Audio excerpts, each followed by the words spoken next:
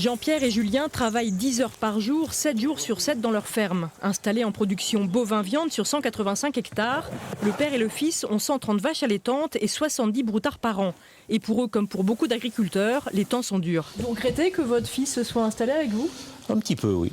Un petit peu, parce que il n'y a pas le revenu, il n'y a pas, voilà, il y a pas le confort, on s'imaginait plein de choses, voilà. Et au jour d'aujourd'hui, est-ce qu'il n'aurait pas été plus heureux à travailler dans un bureau? Mais voilà, Julien a toujours été passionné, pas question de ne pas travailler à la ferme. C'est petit à petit que son rêve s'est effrité.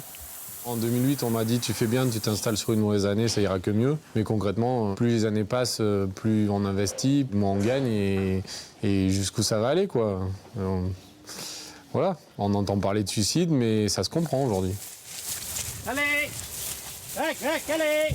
Les raisons du mécontentement sont diverses. Traité de libre-échange avec l'Amérique et risque d'importation de viande aux hormones, ou encore une loi Egalim qui ne tient pour l'instant pas ses promesses.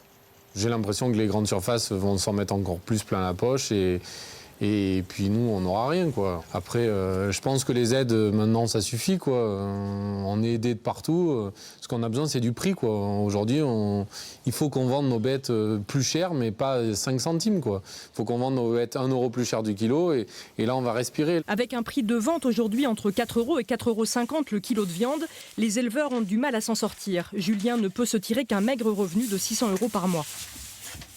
On a des crédits, ouais. On a à peu près 60 000 € d'annuité par an. Et les crédits, plus les factures, plus la conjoncture, ben ça fait qu'il reste plus de moins que de plus à la fin de l'année. Dans 2 ans, l'heure de la retraite sonnera pour Jean-Pierre. Quant à Julien, c'est l'incertitude. Il ne sait pas encore s'il pourra continuer seul dans sa ferme.